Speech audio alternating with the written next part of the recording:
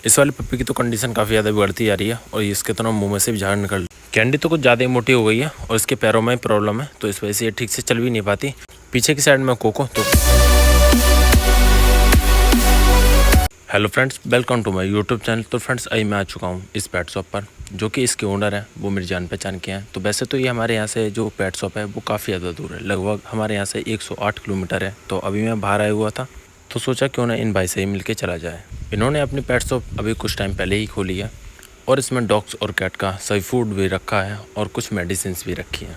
ज़्यादातर इसमें कैट्स का खाना ज़्यादा रखा है इन भाई ने, क्योंकि इनकी साइड में कैट्स का खाना ज़्यादा, जो कैट्स की पेडिग्री है वो ज़्यादा सेल होती है डॉग्स के मुकाबले।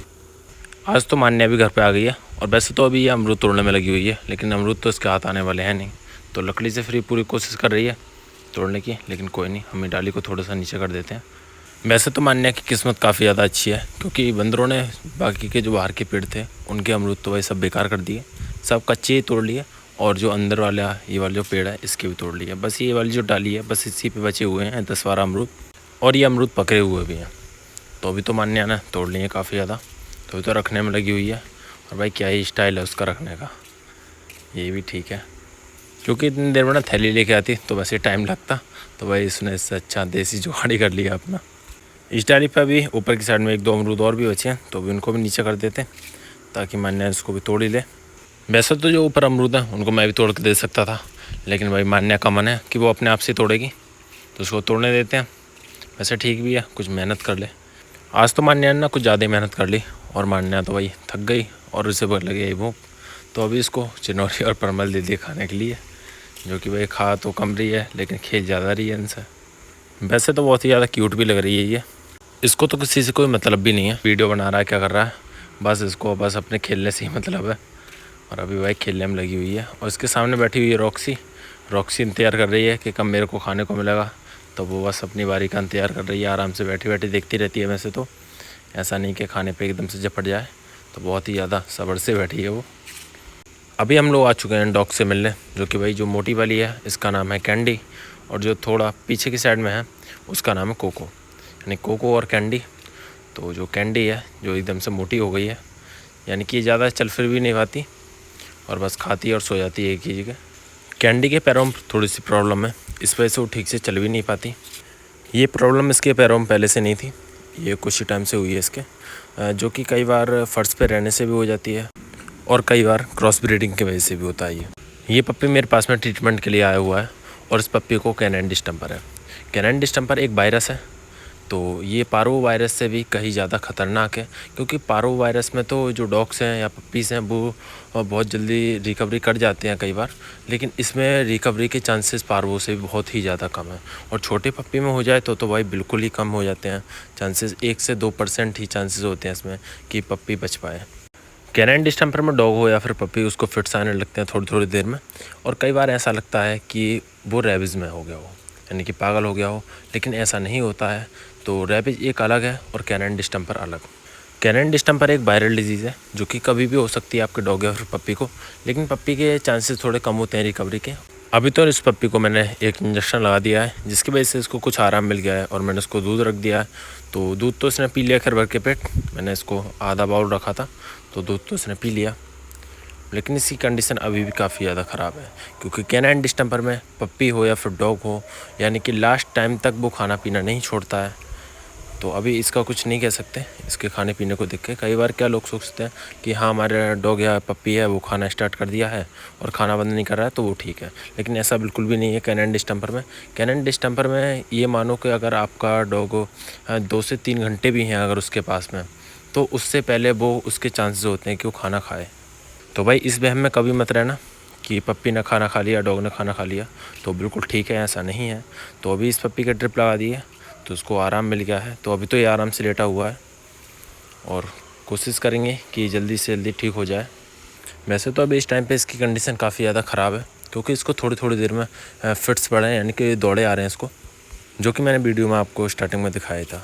और फिट्स के साथ में इसके मुँह में से झाग भी निकलते हैं। जूते चप्पलों से ही बीमारियाँ ज़्यादा आती हैं घर में। इस वाली देसी पप्पी की कंडीशन तो काफ़ी ज़्यादा ख़राब है, क्योंकि मैं गया हुआ था बाहर, जब मैं बाहर गया था जब तो ये आराम से बिल्कुल ठीक बैठा था रोड पे, और जब मैं लौट के वापस आया यानी कि रात में अभी, तो इसकी कंडीशन काफ़ी ज़्यादा ख़राब थी और ये वहाँ पर रोड पे आराम से लेटा हुआ था। मैंने इसको वहाँ से उठाया तो ये बिल्कुल भी नहीं उठा और इसकी 1-2 सांसें भी चल रही थी, यानी कि बहुत धीरे धीरे ये सांस ले रहा था और इसके मुंह में से पानी निकल रहा था। तो पानी तो यहाँ पे भी निकल रहा है और इसको जैसे मैंने लिटा दिया ला करके वैसे ही लेटा हुआ है, ना ही बिल्कुल हिल रहा है, ना ही बिल्कुल इधर उधर जा रहा, बिल्कुल आराम से लेटा हुआ है। और इसका टेम्परेचर भी काफ़ी ज़्यादा कम है और इसका जो शरीर है एकदम ठंडा पड़ चुका है वैसे तो अभी फिर भी कोशिश करेंगे कि ये ठीक हो जाए। तो इसके ड्रिप लगा दी है मैंने। ड्रिप लगाने का बस एक यही रीज़न है कि इसको उसके ज़रिए इंजेक्शन वगैरह मिल सके। लेकिन कई बार क्या होता है कि कुछ लोग बोलते हैं कि इसका शरीर ठंडा है या फिर इसको फीवर है तेज़, तो ड्रिप क्यों लगा दी। तो ऐसा कुछ भी नहीं है, वो एक इमरजेंसी के लिए सब कुछ करना पड़ता है उसमें। और ड्रिप लगाने का मकसद बस एक यही होता है कि उसके जो इंजेक्शन है वो नसों में पहुंच सकें, आईवी रूट से लग सकें उसको। क्योंकि अगर हम एक एक करके अगर उसकी नस में इंजेक्शन लगाएंगे तो उसको कई बार हमें नीडल लगानी पड़ेगी, तो उससे उसको भी काफ़ी ज़्यादा परेशानी होगी। तो हम उसके ड्रिप लगा देते हैं सीधा सा और ड्रिप के ज़रिए उसे आराम से इंजेक्शन उसके शरीर में पहुँच जाते हैं। तो उसके ड्रिप तो हमने लगा दिए। अब देखते हैं भाई इसको कितनी देर में आराम मिलता है और इंजेक्शन वगैरह भी लगाते हैं अभी इसके।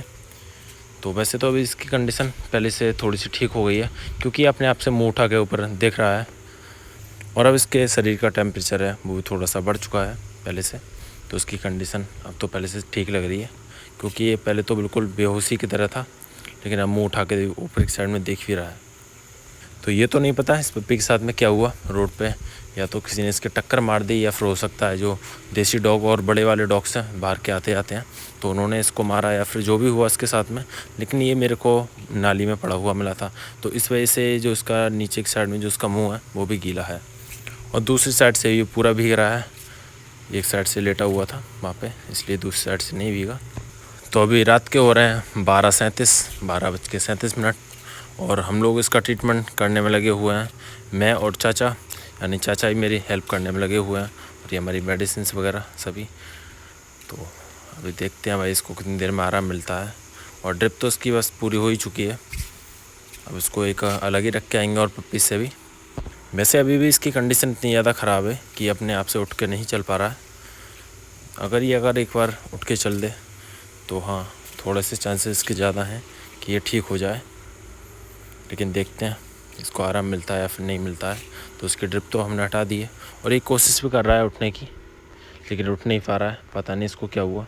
और एकदम से ये कमज़ोर भी ज़्यादा हो गया। कमज़ोर यानी कि एकदम से शरीर से ढीला ढाला, क्योंकि सुबह तो इसमें काफ़ी ज़्यादा एनर्जी थी और आराम से रोड पे बैठा हुआ था ये ठीक ठाक, जब मैं से सुबह छोड़ के गया था। और शाम को जब आया तो भाई इसका मतलब पूरा एकदम से होली बदला हुआ था इसका पूरा। देखते हैं आगे क्या होता है, लेकिन पूरी कोशिश करेंगे कि इसको बचाया जा सके। लेकिन इसकी कंडीशन काफ़ी ज़्यादा ख़राब है अभी तो।